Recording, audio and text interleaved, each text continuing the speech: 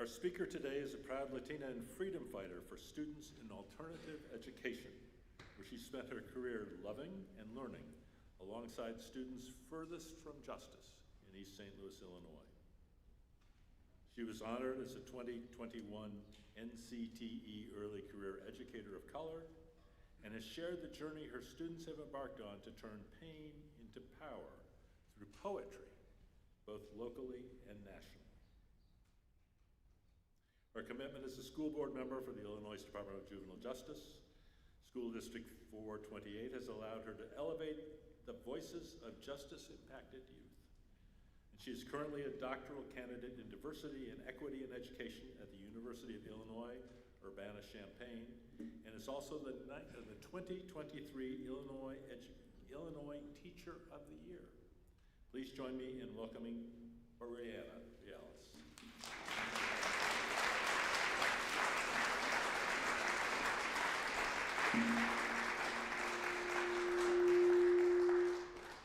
Okay, let me move this because I am much shorter than Matthew.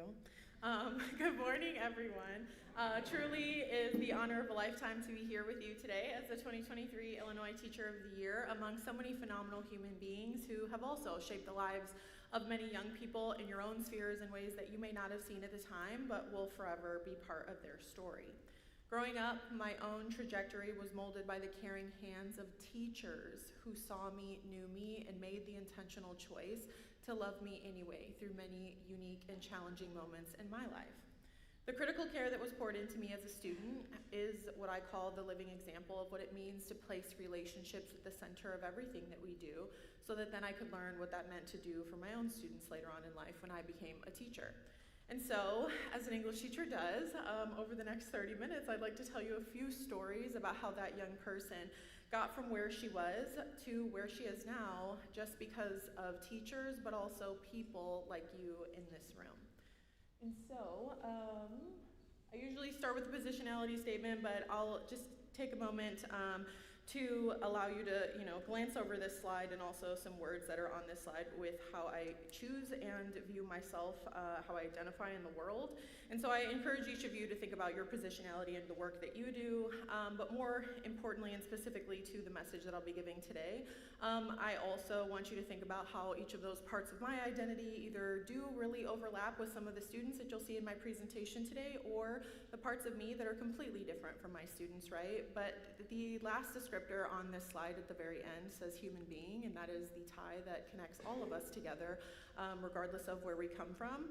And so kind of just thinking about the girls that I was throughout my life, and how those girls got to be who I am now. Each of those words that are on the screen plays a very large role in helping me to understand, right, how I see myself in the world, how other people see me in this work, and what that means in relation to my educational philosophy. So in the stories that I'll share with you today, I think it's really important that you know one of these things is most important to our stories today. I'm an educator, but more importantly than that, I'm a career educator in alternative schools. So I primarily service students who have been expelled from their home schools in East St. Louis, where I have spent all of my career. And so you'll get to see some of my kids in this presentation, and I also want you to know, and I think this is important, that when we're sharing parts of other people's stories, that we interrogate if we have permission to do that, right? And so my students and their families have also given permission for their pictures and some of their work to be shared in this presentation today, and they're always very excited when I tell them about the feedback that we've received. So I hope that you'll connect with me later on in this presentation to let me know what moved, touched, or inspired you about their stories. And so we will get started. The clicker is not working. You can go to the next slide. Maybe. Yes. Okay, so I hope you enjoy these pictures that I dug up from the archives just for you. And so countless times since the announcement of Teacher of the Year, I've been asked by curious minds, what inspired you to become a teacher? And so if there are any teachers in this room, particularly middle school teachers, or if you have a middle schooler or you remember your child at the middle school age, middle school is a particularly difficult time for every 12 and 13-year-old, and research has shown that educators who are middle school educators support these young people through what research has shown us to be the most developmentally challenging transition of their young life. And so just like many other young people in that transition from 5th and 6th grade into 7th and 8th grade, my life was already hard enough as it was. But particularly for me, my already blended family was destroyed by divorce after a lifetime of trauma and abuse. And at the time, the emotions felt almost too much to bear for me, and because of that, in the fall of my 7th grade year, I attempted suicide. I returned to school after about a month of psychiatric rehabilitation to the coolest 7th grade English teacher that I could have ever imagined, and I can still see her face to this day. She had platinum blonde hair, always painted nails, and what I distinctly remember is her very cool voice that she always spoke to me calmly with during all of my moments of frustration. What I didn't know at the time, and what I'm very glad that I didn't know until many years later, was this same woman who was coming to work every single day, equipping other people's children with the skills that they needed to be successful in life, and kids like me who needed a pathway to healing in her classroom. She was also battling breast cancer at the exact same time. So all of these battles that I was fighting internally, she was quite literally battling for her life, yet still finding the courage to wake up and come to school every single day. And so looking back on that year, there's a reason why my middle school pictures are missing. I see a young girl in those pictures in so much pain, who desperately felt that life was a gift that she wanted to return. And I have a feeling that many of us here today, and also those of you who belong to caring professions such as teaching, such as law, such as medical professions, that there was something that happened in your life that was a catalyst for your breakthrough. And I'm here to tell you that it was actually the love and compassion of adults in my life who were teachers that led to mine. As an educator, I firmly believe that no significant learning can occur without a significant relationship, and one significant relationship in the life of a child can break many chains and heal unspoken wounds. Mrs. Steinecke introduced me to expressive writing that fall when I came back from the hospital as a way to process that lifetime of grief and hurt. And it was actually in her 7th grade English class that I wrote my very first poetry book, and I never looked back after that. Through a single act of care, she opened a pathway to healing for me and kids just like me and not so much like me at all. Her pedagogy of love set a fire inside my heart to reach as many young people in my own life later on as an educator, and it has also been the foundation of my work with my own students in East St. Louis as they navigate their own lived experiences as young people through spoken word poetry in my class. And so I think that that's the answer to many people who might wonder about what was the inspiration that led me to become a teacher. It's actually less of a what and more of a who. I became a teacher because my 7th grade English teacher saved my life when all she thought she was doing was loving me anyway. And so educators that I've had and those that I've known, formal and informal, just like many of you in this room with us today, have played an integral role in my understanding of what it truly means to show up for another person. Kind of fast forward from all of these pictures to my sophomore year of college. That was also another difficult transition that many people in my life didn't understand at the time. I was a first-generation college student, if you know, you know, and we don't talk enough about how difficult that transition is and the supports that those young people need. And so I already had no idea what I was doing in college, but then my sophomore year, I was suffering from bouts of dizziness and blurred vision, and I wasn't able to go to work, couldn't email my professors that I wasn't coming to class because I could not see. And so after weeks of doctor's visits, no one had any answers. I'm going to many, many specialists, and I finally received a phone call that changed my life forever. I was diagnosed with a brain tumor on the gland behind my eyes, and with no one to call, not very close with my family, and I was very far from home as it was, wouldn't you know it, the very first person that I called was an educator at my university. We met, they listened to all my buts and what ifs, and in the end we devised a plan. We agreed that I had come way too far in my life to allow this single thing to be the wedge in my path that forced me to double back on everything that they knew that I was meant to achieve in life, even if I couldn't see it at the time. And so despite self-doubt and the feeling that the obstacles in my way were insurmountable at the time, this single person spoke life into me at my lowest and made the choice to love me anyway. Because of them, I found the strength to keep going when life got dark again, and I became the first person in my family to attend and graduate from college. In all the words of the late Toni Morrison, love is or it ain't. Then love ain't love at all. Educators and other adults' support and encouragement over the years ingrained into me that I was somebody. somebody with a hope and a dream and a purpose, despite everything in my life that made me feel like at the bottom I wasn't.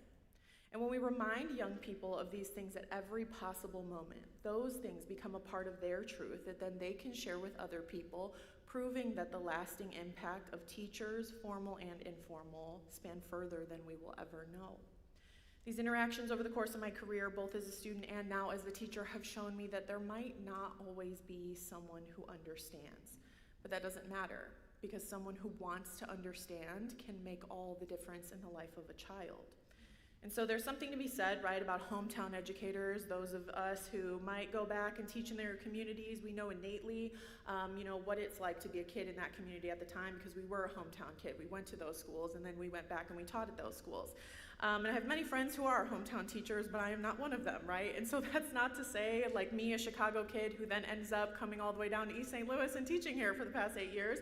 That's not to say that those of us whose lived experiences might be different from the ones of the kids that we teach can't make a profound impact in the lives of those young people who might be different from us. Because wanting to understand what we might not understand at first can change the trajectory of a young person's life all the same. And so, remember, I told you about my 7th grade English teacher. Well, guess what? When I was nominated for Illinois Teacher of the Year last spring, I Googled her and I reached out to her after 16 years and I found her. So I'll show you that if you can go to the next slide. For those of you who are not really familiar with the Teacher of the Year process, neither was I, because I didn't even know Illinois Teacher of the Year was a thing before I was nominated. And so 500 phenomenal educators across the state were nominated for Illinois Teacher of the Year last year. And what happens is, of course, you're good at your job, then they ask you to do more work. So I was expected to write like 6 essays about what a phenomenal educator I was. And then somehow this committee of random people we don't know grades these applications, and then they whittle it down to this pool of 12 people who are finalists for Illinois Teacher of the Year. We're assigned to our regions, and so at this time I was a regional teacher of the year. I was a Southwest Illinois regional teacher of the year, and the Illinois State Board of Education does this very hilarious thing where they say, hey, we know you guys live super far away, but we want to congratulate your accomplishments, and we have a 1-hour ceremony 2.5 hours away from where you live, and we're going to give you 3 tickets, and we were just wondering, if you would think of who might want to celebrate you there and bring them with. And I'm thinking, I don't know anyone who cares enough about teachers, but let enough know about me to go to a 1-hour ceremony 2.5 hours away. And so I think to myself, I'm doing my best work at night. I'm lesson planning at 3 o'clock in the morning, and I think to myself about this woman. And I said, well, I've tried to look for her before. Maybe I wasn't looking hard enough, because this night I decided to type her name into Google, and she was the first hit on Google, and she's still teaching at Eisenhower Junior High in Schaumburg District 54. And she's actually in her 2nd to last year of retirement. And so I reached out to her, I sent her this email, and it's completely unhinged, and it's 3 o'clock in the morning, and I'm like, hey, I don't know if you remember me. I was just some dorky 12-year-old in your class that one year, that one time. You completely saved my life because of what an amazing human being you are. And because of you, I became a teacher. I'm a doctoral student. I'm a foster parent. I'm writing a book. My students are writing a book. I also adjunct. I'm teaching teachers. I'm doing all of these things, and I was just hoping that if you remembered me, you would want to go to this 1-hour ceremony in Bloomington that's 2.5 hours away. Thanks, Brianna. And I just sent it off into the void. And I'm thinking, this email is never going to get to her. It's going to get blocked by the internet abyss. It's going to somebody's spam folder. And if she does receive it, she's going to very promptly delete it because it was so unhinged. And so I'm I'm never going to hear back from this lady. But you can see she did respond to me. And so the email is February 8th. And if you can't see it from where you're sitting, it says, what a wonderful, endearing surprise to receive in my inbox this morning. Blah, blah, blah. She doesn't read your email over the weekend. I haven't gotten there yet. My goodness, what an accomplished young woman you have become. Your credentials are truly impressive, and I can tell that you definitely have the heart of a teacher. I'm so moved that you credit me with a small part of your amazing achievements. I'm so very proud of you, and I do indeed remember you. And so if I ask you to close your eyes and think about, a favorite young person in your life, whether you're a teacher or you work with young people in some capacity, every single one of you in this room would give me that hokey little joke that's like, oh, of course we don't have a favorite kid, they're all our favorites, and you're liars. Because every single one of you has a favorite kid, whether it's one of your own kids, yes, I'm talking to you parents, or if you're a teacher, yes, you have a favorite student, or if you work in community programs or out of school time with kids anywhere, there's no shortage of brilliant young people that we come across in our lifetime, so of course you have a favorite list. And like I said, if I ask you to close your eyes, you'd see this kid's hair and that kid's smile and all the conversations that you had during your planning period with that kid who came to knock on your door and begged you, please, can I just talk to you for 1 second? And you're like, I have report cards to grade and parents to call and things to do, but sure, you can come in and talk to me for this 1 second. And so all of these memories are forever ingrained into your brain because you created lifelong relationships that will change the trajectory of that young person's life. However, so often we forget and do not take the time to reflect on the fact that some teacher somewhere or some adult somewhere has that exact same fond memory of you, because each of us in this room were someone's student at some time in our life, and we were someone's favorite kid at some time in our life, no matter what we do, whether we reflect on our educational experiences or just the adults who have doted and loved us throughout our lives.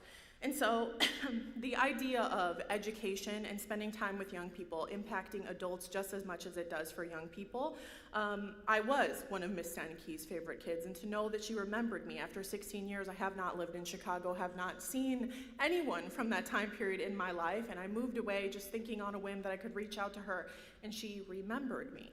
And so I'll ask you a few questions throughout the duration of this presentation, and the first one has the word students in it, but I encourage you to think about, in whatever work you do, replace that with human beings, replace that with anyone else. How can we create spaces where young people feel seen and known?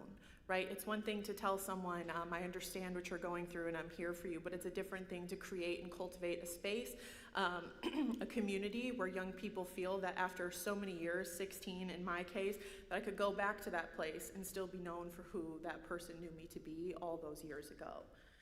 And so the reason for all of this, next slide, is because our humanity depends on one another, Ubuntu. This concept set the trajectory for what I would do later on in life, beginning with a 1-week spring break service trip during my undergraduate years to East St. Louis, Illinois, once described by the U.S. Department of Housing and Urban Development as the most distressed small city in America. I felt that this was the perfect opportunity at that time in my life to channel that same love, care, and dignity that once had been poured into me as a young person into a community that I felt also looked a lot like me on the outside. Broken, but if someone cared to take a closer look, up close held so much potential and promise. And so at that time, I worked at an after-school program in the Orweathers Housing Development, and it's actually not lost on me that this program ran out of a building called the Ubuntu Center for Peace. Ubuntu is the Bantu concept of humanity, which is oftentimes translated as I am because we are. It is the belief that your humanity is tied to my humanity and that we must care for one another at all costs because we are more interconnected than we will ever know. And so for all that you'll hear and celebrate today, and also on every single Sunday here, I want that to resonate with you for a moment. I am because we are. Years later, I returned there to East St. Louis to become part of the community and teach at the alternative high school where I've spent the last 8 years of my career loving and learning with young people. In 2019, I co-directed a teen nonviolence program called Peace Warriors, where youth learned Dr. Martin Luther King Jr.'s principles of nonviolence as a courageous way of life, so they too can be empowered as agents of change in helping one another process, cope with, and heal from collective traumas in our community that hurt us all. That full circle experience proved to me that every moment leading up to then was perfectly designed to teach me what I now call my life's work and that I seek to instill in my students. We can turn our pain into power, and that can reveal our purpose.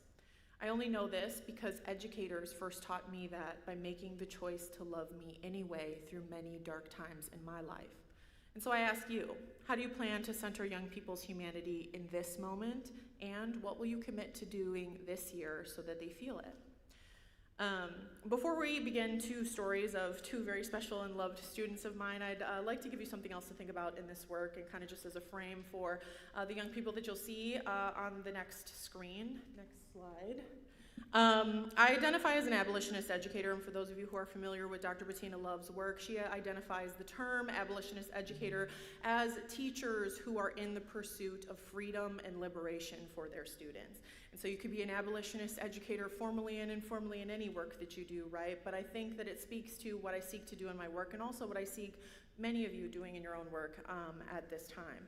And so this quote here on the screen, I encourage you to reflect and grapple with this question as well. How can we reimagine schooling and educational spaces to be conduits of healing and joy for young people, right? So many of our young people, so many of us in schooling formally have suffered in many ways at the hands of great harm.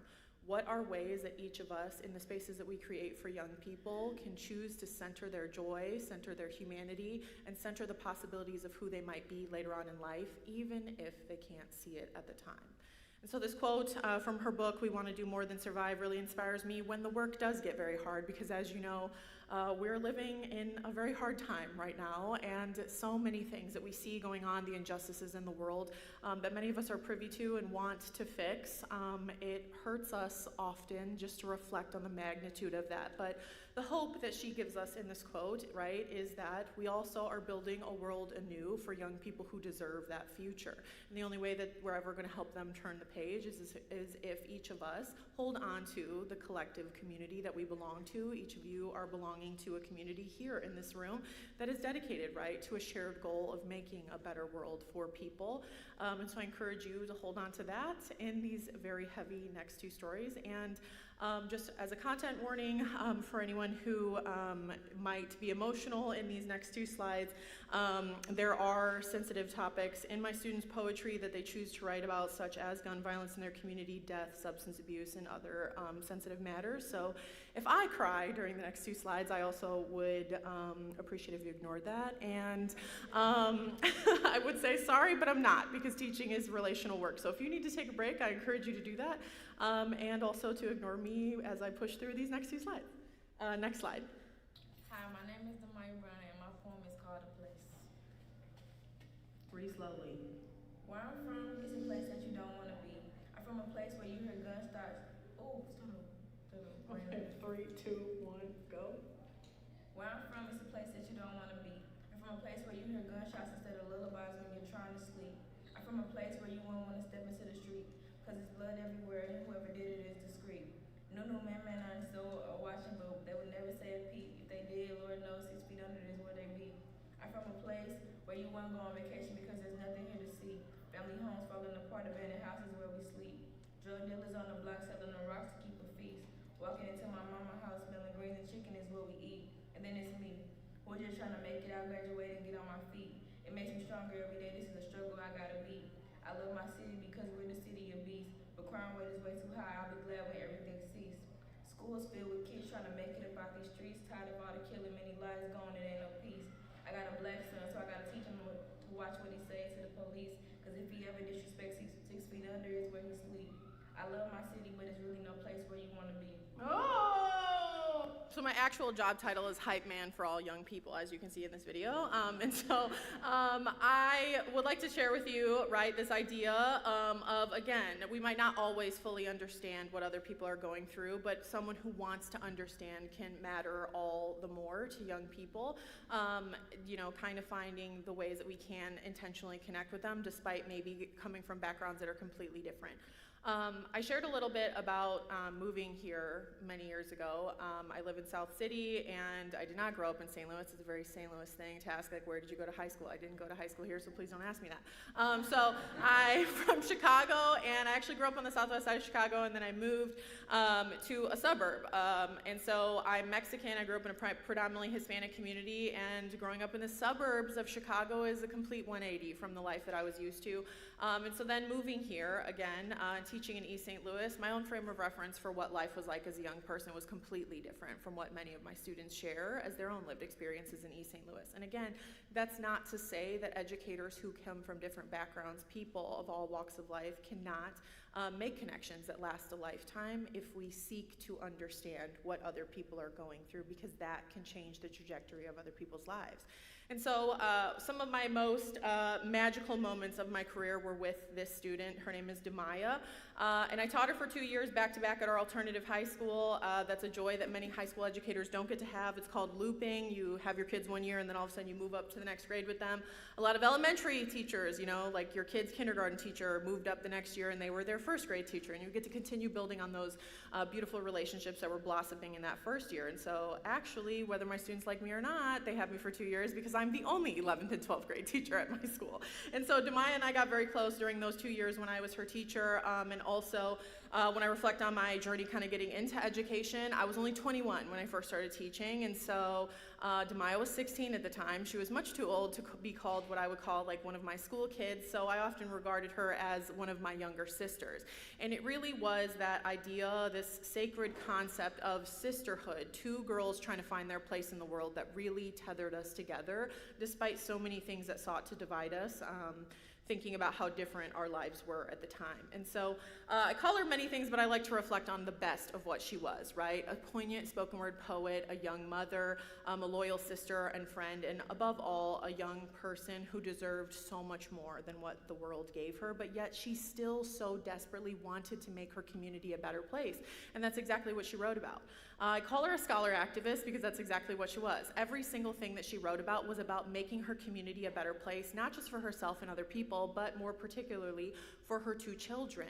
Demaya had 2 kids before she graduated high school, and so just seeing what a resilient young person she was, she somehow made it through COVID schooling. I don't know how any of us did that, but she did with 2 young kids. She walked the stage in 2021, just 3 weeks postpartum. Again, another thing that I could not imagine her doing, but I was so grateful to be privy to that huge milestone in her life.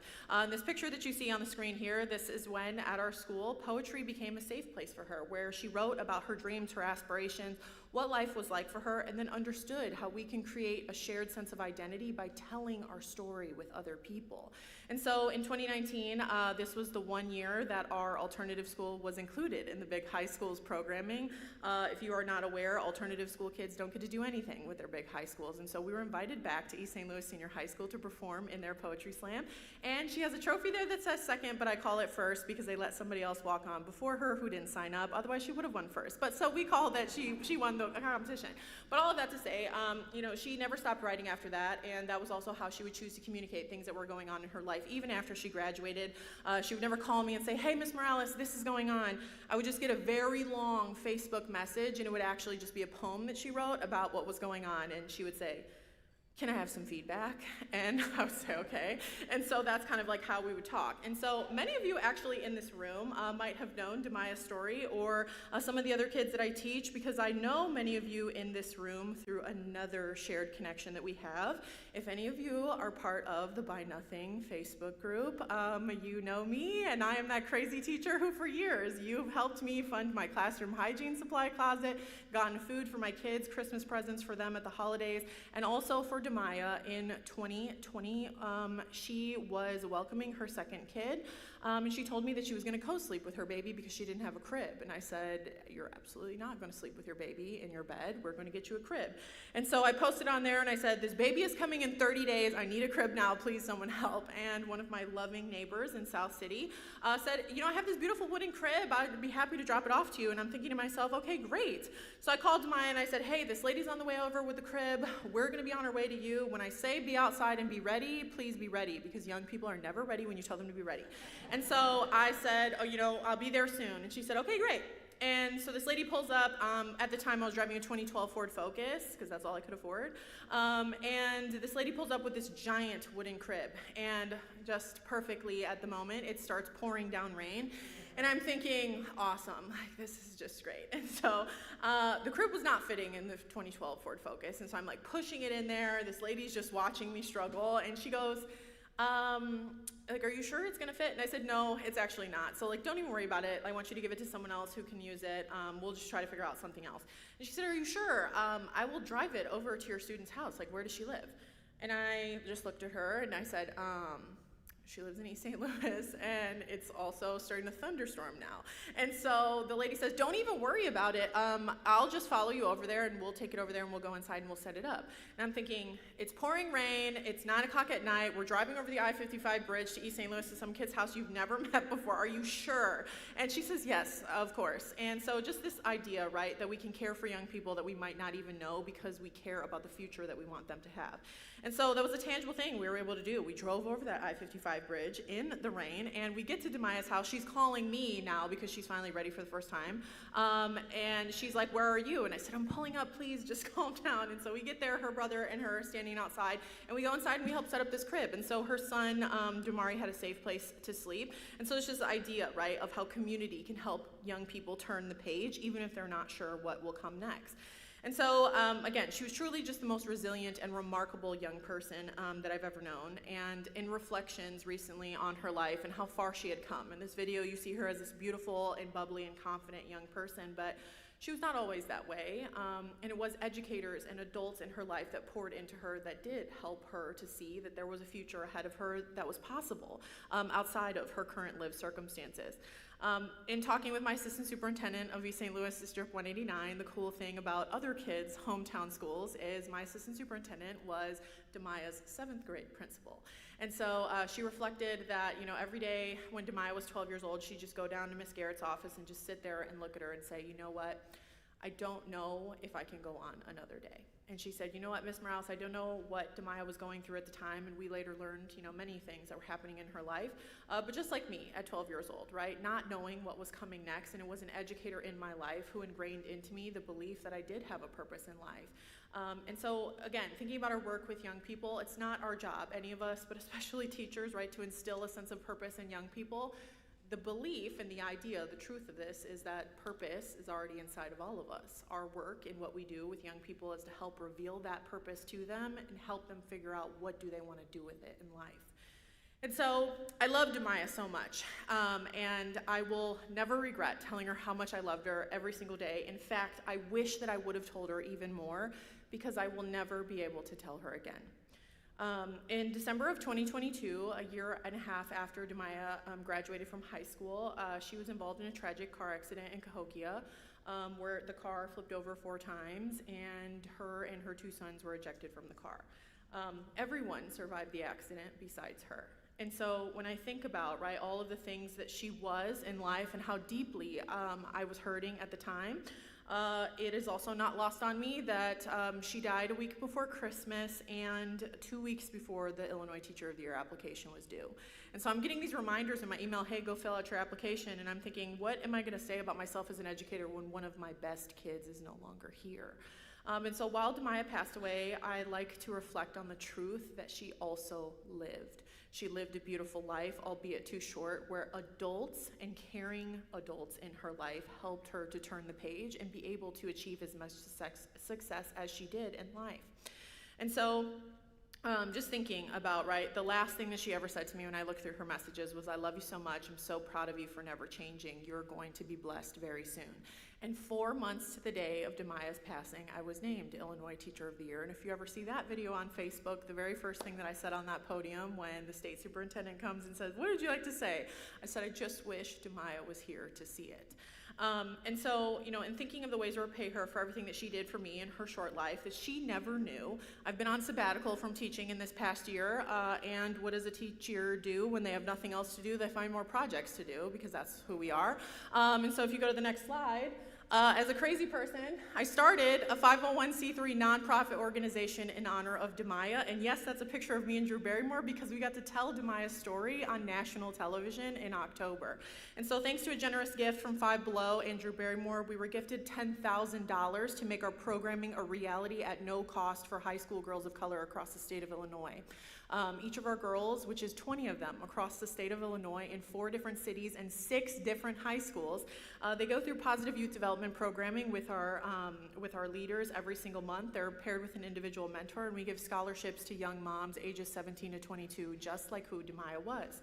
And so if you scan the QR code, you can find out more about us and how to get involved. And maybe you would like to be a mentor next year to a young girl in East St. Louis, or get involved with our programming in some way. And so just the belief that the world is made all the better for having had Demaya and each of our young people here at one time under this belief of Ubuntu. I am because we are.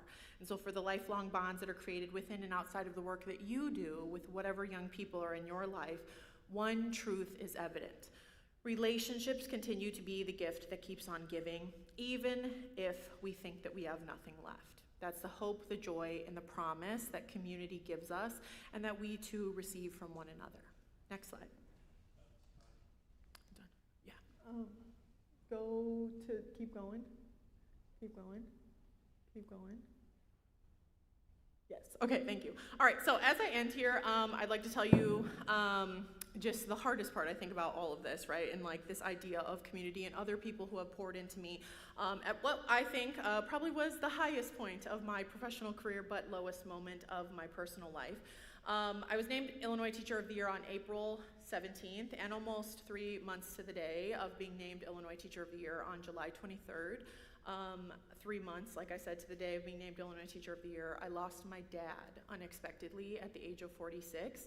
After my dad and I hadn't talked in several years. Many reasons for that, right, which don't really matter at that time because all I felt then is the grief.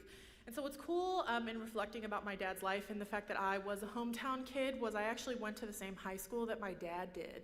And so many of my teachers were also my dad's teachers. And so this idea that whoever those young people you pour into in life, you're not just walking through life with them, you're walking through life with their entire family. And so this luscious mullet right here, number 15 on the Hoffman Estates High School varsity football team, that's my dad in 1995, which was also the year that I was born. And so walking into my dad's service that day, there were many faces that I hadn't seen in what felt like lifetimes, but one that I remembered and who has lovingly looked on me for the past 14 years. It is the woman with the platinum blonde hair in this photo, my freshman English teacher from high school, who was also my dad's English teacher her first year of teaching. And so we walk with our students through various versions of themselves and ourselves. And I say this because Miss Coakley in that picture was just Miss Peterson in her second year of teaching, trying to teach some kid who was always sleeping in her reading class, probably because he was up too late teaching himself Metallica songs on the guitar, like that was my dad. But she made a commitment, right, not to let Mike Morales slip through the cracks, and she cared to look a little closer than others who had written him off and cast him aside.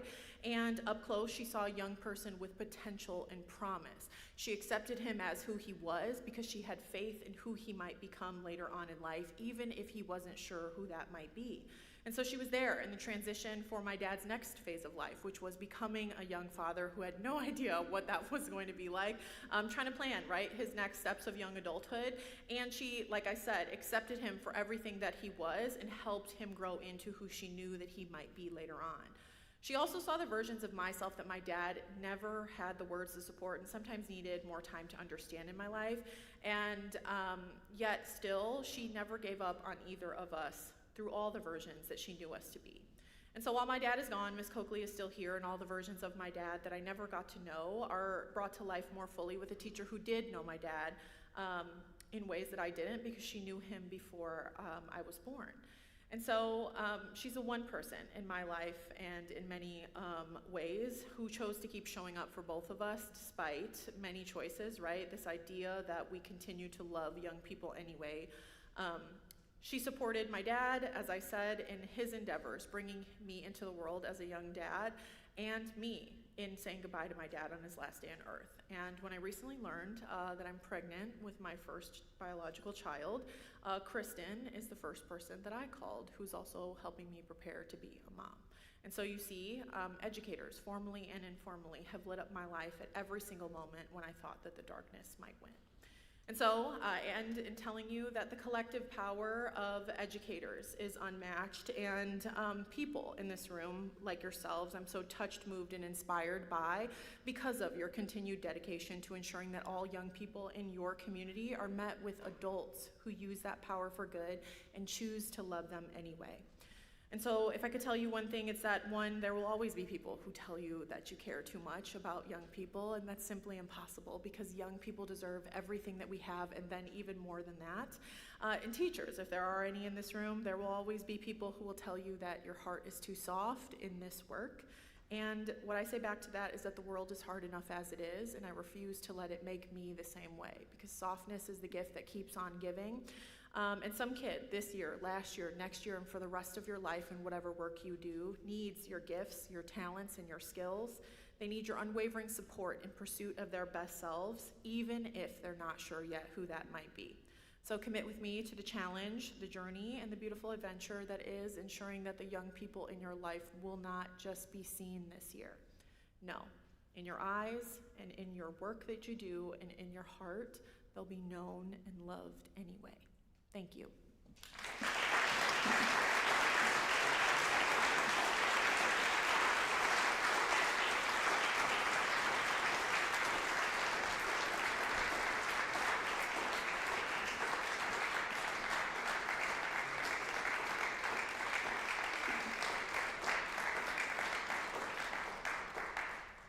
Wonderful. The Welcome team will now take up a collection to support the Society. Like all nonprofits, we rely on the generosity of members and friends to ensure we can keep providing our many free programs.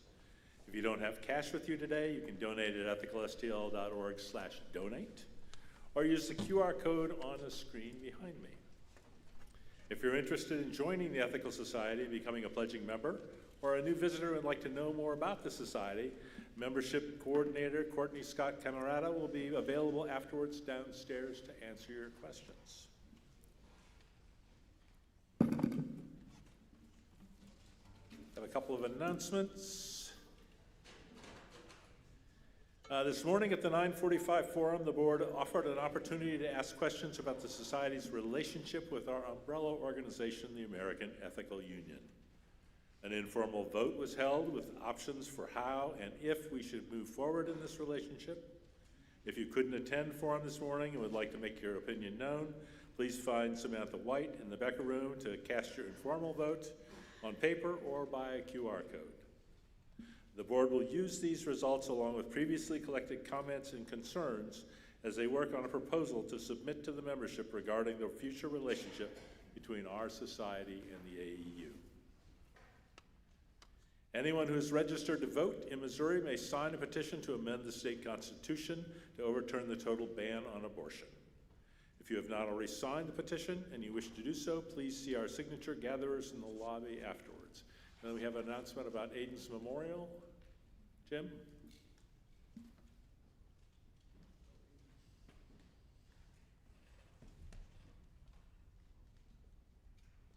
Just three quick things. The celebration of life is next Sunday from 3 to 4:30. If you come, if you don't mind parking over in the Second Baptist Church Beatitudes parking lot, I expect this back parking lot will be filled. Aiden's obituary is in today's paper. It has information, and the last thing is if you want to come to the fellowship afterwards and you don't mind bringing a dish for potluck, that would be greatly appreciated. Hope to see you next Sunday.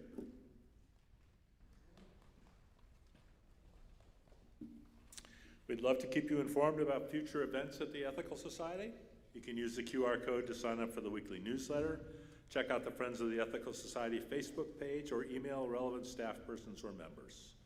It's a vibrant place, and I hope you get involved and connected in the community in ways that feel good to you. It's now time for our third and final musical selection. Please welcome them back for Canzonetta from Quartet number 12 from Mendelssohn.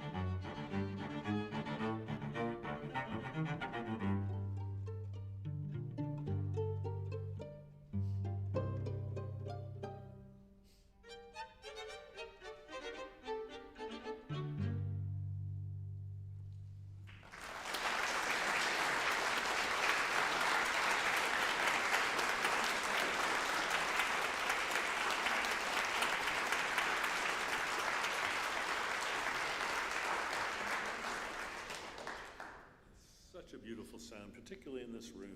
It really just resonates. Thanks for being here today, for each other and for yourselves. I hope today's platform helped you feel connected to one another, motivated you, which I found pretty motivating, to implement the core values more in your day-to-day lives. I invite you to spend time in community today. Greet somebody nearby. Head downstairs to the Becker Room for coffee, tea, and conversation. Brianna has agreed to stick around and answer questions, so please look for her downstairs.